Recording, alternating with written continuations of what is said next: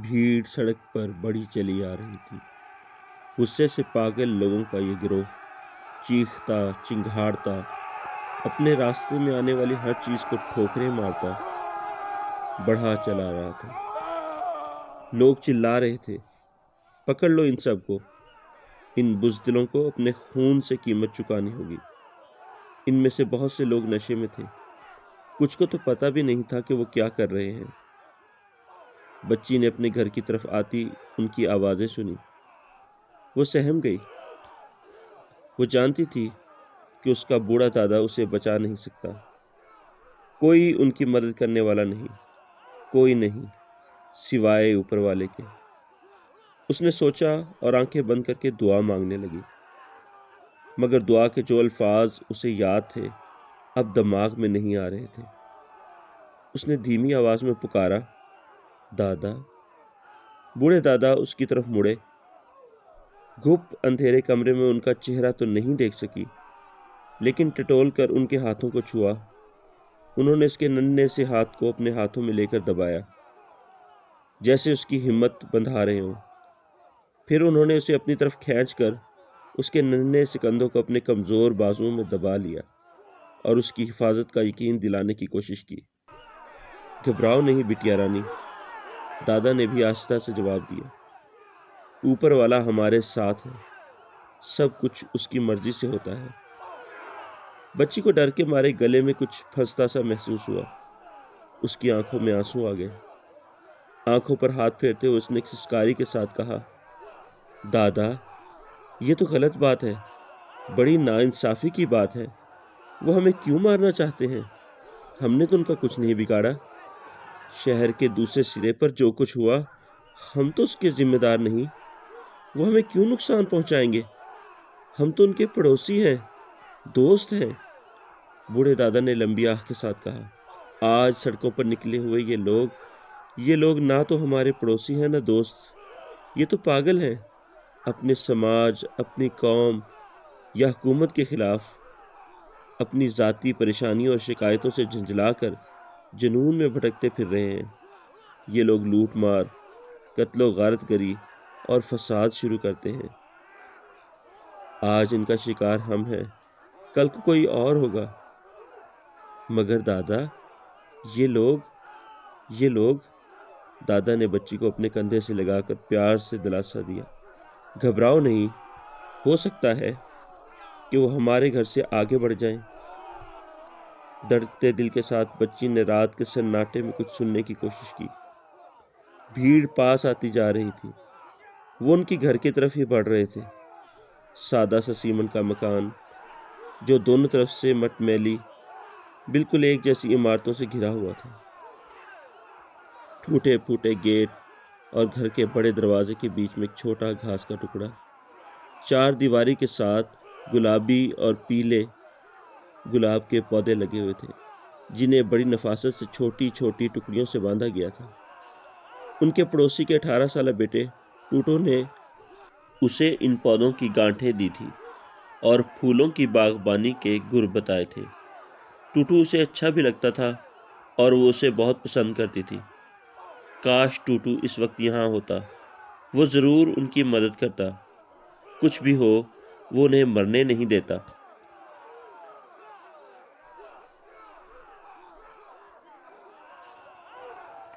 उसने आहिस्ता से कहा, दादा, हम टूटू को बुला लें? वो हश बिटिया रानी, चुप रहो। वो खामोश हो गई, अपना मुंह हाथों में छुपाकर टूटे फूटे जुमलों में आहिस्ता आहिस्ता दुआ करने लगी। ऐ ऊपर वाले, ये लोग हमारे घर से आगे बढ़ जाएं, कहीं दूर चले जाएं। अगर आज तूने हमारी मदद कर दी तो मैं वादा करती हूँ, पक्का वादा, कभी झूठ नहीं बोलूँगी, कभी झगड़ा नहीं करूँगी, बहुत अच्छी लड़की बन जाऊँगी, मैं वादा करती हूँ। पर इस वक्त हमारी मदद कर, ये लोग आगे निकल जाएं यहाँ से। मगर भीड़ आगे नहीं निकली। वो बूढ़े के घर के सामने रुक गई। एक आदमी ने ठोकर मारी, गेट खुल गया। वो दरवाजे की तरफ झपटा। वो कोई 30 आदमी होंगे, लाठियों, कुल्हाड़ियों اور لوہے کی چھڑیوں سے لیس۔ دروازے پر لاٹھیاں برساتے ہوئے وہ چلائے، کھولو بزدل کمینوں، دروازہ کھولو ورنہ ہم توڑ کر اندر گھس آئیں گے۔ گھر کے آخری حصے میں صدر دروازے سے دور اندھیرے گھپ چھوٹے سے بیڈ روم میں سہمی ہوئی بچی خوف سے کانپ گئی۔ دادا دادا کچھ کیجیے، وہ لوگ آ رہے ہیں، دروازہ توڑ رہے ہیں، اس نے گگیاتے ہوئے کہا۔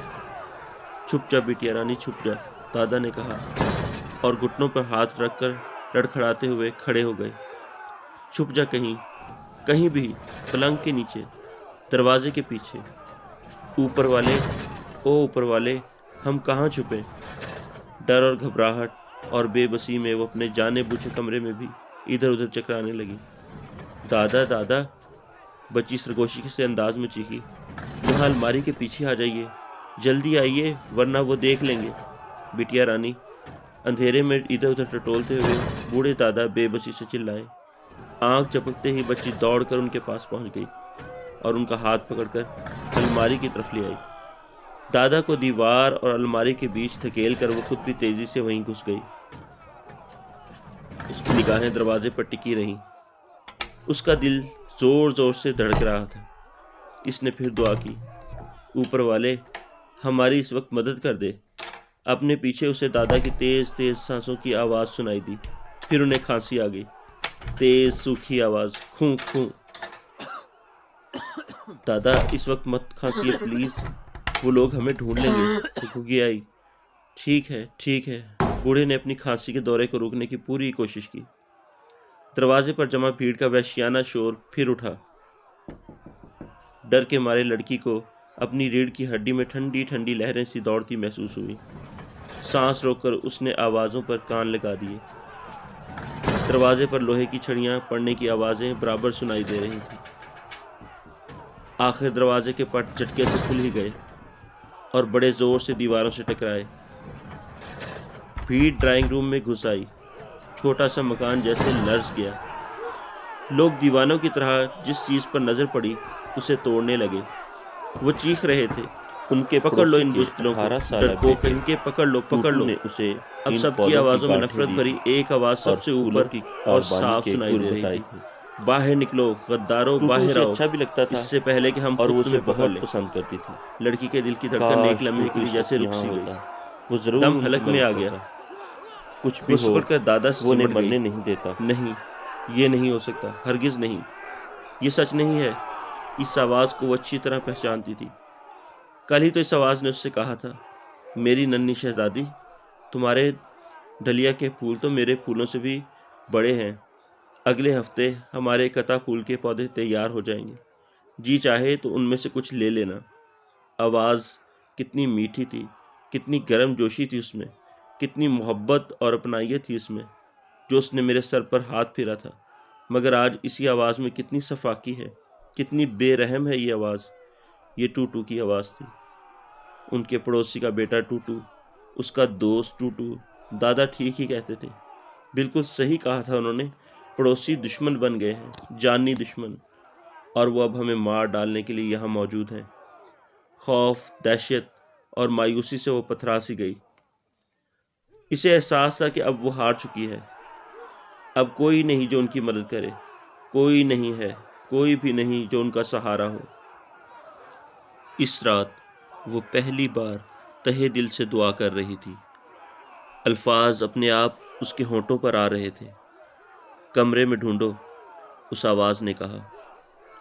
اس وقت ان لوگوں کو گھر پر ہی ہونا چاہیے، کہیں چھپ گئے ہوں گے، زہریلے ناگ، پر ہم ان کو ڈھونڈ لیں گے۔ آواز قریب آتی جا رہی تھی۔ بیڈ روم کی طرف لات مار کر دروازہ کھولا گیا اور ڈرائنگ روم سے آنے والی روشنی میں دروازے پر ایک لمبے سے جوان کا ہیولا نظر آیا۔ یہ ٹوٹو تھا، پڑوسی کا بیٹا۔ اس نے ٹارچ جلا لی۔ ٹارچ کی روشنی اندھیرے کمرے میں ادھر ادھر گھومنے لگی۔ ٹارچ کی روشنی کا دائرہ فرش سے رینگتا ہوا پلنگ کے نیچے، پھر وہاں سے دیوار پر لہراتا ہوا کھڑکی کی طرف بڑھ گیا۔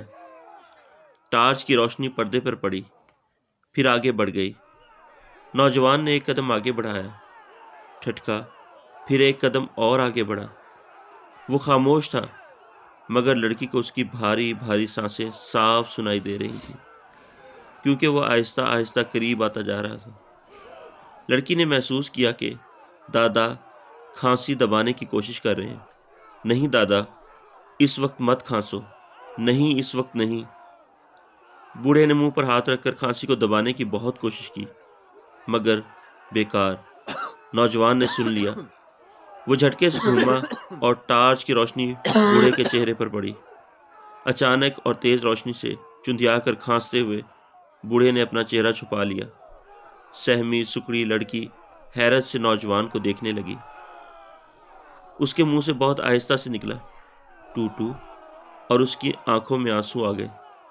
یکایک وہ الماری کے پیچھے سے نکلی اور دیوانوں کی طرح نوجوان کے سینے پر اپنے ننھے منھے ہاتھوں سے گھونسے برسانے لگی۔ چھوڑ دو میرے دادا جی کو، چھوڑ دو۔ ایک جھٹکے میں نوجوان نے لڑکی کو پکڑ لیا، ایک ہاتھ سے اس کا منہ کس کر دبا لیا اور ادھر ادھر پڑے سامان پر ٹھوکریں برسانے لگا۔ اس نے پلنگ الٹ دیا، پاس رکھا لیمپ توڑ دیا۔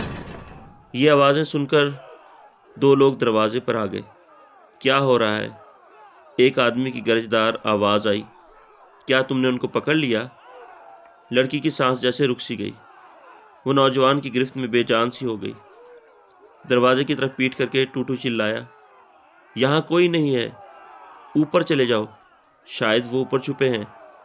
بزدل کہیں کے۔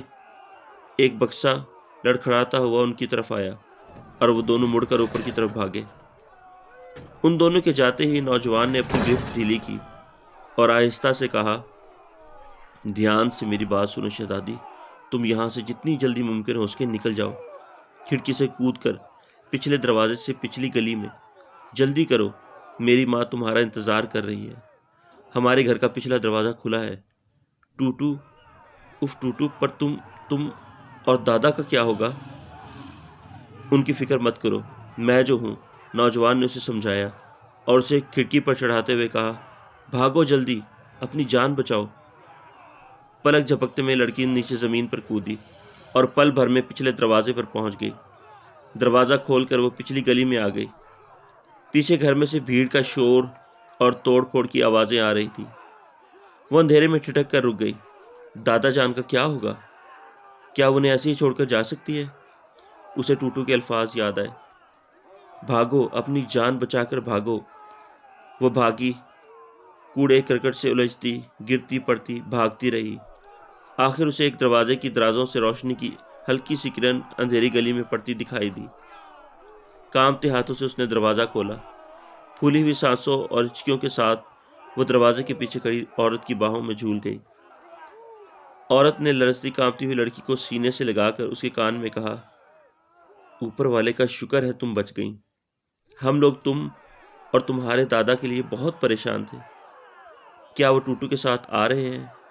پتہ نہیں، لڑکی نے دھیمے سے کہا اور رونے لگی۔ عورت نے پیار سے اسے اپنے سینے سے لگایا اور کہا، سب ٹھیک ہے، اب تو سب ٹھیک ہی ہے، ڈرنے کی کوئی بات نہیں، ہم یہیں ان لوگوں کا انتظار کریں گے۔ لڑکی کو کچھ پتہ نہیں تھا اس نے کتنی دیر انتظار کیا، کتنی دیر وہ لوگ رات کے سناٹے کو چیرتی ہوئی آوازیں سنتے رہے۔ شیشے ٹوٹنے، لکڑیاں چٹکنے کی آوازیں، نفرت اور تشدد بھرا شور۔ پھر آہستہ آہستہ آوازیں دم توڑنے لگیں۔ بھیڑ آگے بڑھ گئی، رات کا سناٹا چھا گیا۔ لڑکی نے سوالیہ نظروں سے عورت کی طرف دیکھا، ٹوٹو اب تک کیوں نہیں آیا؟ میرے دادا کہاں ہیں؟ عورت مڑ کر آہستہ آہستہ دروازے کی طرف بڑھی۔ دروازہ بند کر کے چٹکنی لگانے ہی والی تھی کہ اچانک کچھ سن کر رک گئی۔ سرگوشیوں اور قدموں کی آوازیں سنائی دے رہی تھیں۔ کچھ لوگ آ رہے تھے۔ لڑکی گھبرائی، کیا یہ وہ لوگ ہیں یا دادا اور ٹوٹو آ رہے ہیں؟ پہلے تو اس کی سانس سی رک گئی، مگر پھر وہ دروازے کی طرف دوڑی اور دروازہ کھول کر اندھیری گلی میں جھانکنے لگی۔ دور اندھیرے میں اسے دو لوگ آتے ہوئے نظر آئے، پھر ان کی ہلکی ہلکی آوازیں سنائی دینے لگیں، بس پہنچ گئے ہیں دادا، بس آ ہی گئے ہیں، آپ کا سب کچھ برباد ہو گیا، مگر شکر ہے آپ زندہ تو ہیں۔ ہم سب زندہ ہیں پیارے لڑکے، بوڑھے نے جواب دیا۔ تم، وہ لڑکی اور میں۔ اور پھر رات کے اندھیرے میں انہوں نے پکارا، تم ہو نا وہاں بٹیا رانی، تم ہو نا وہاں؟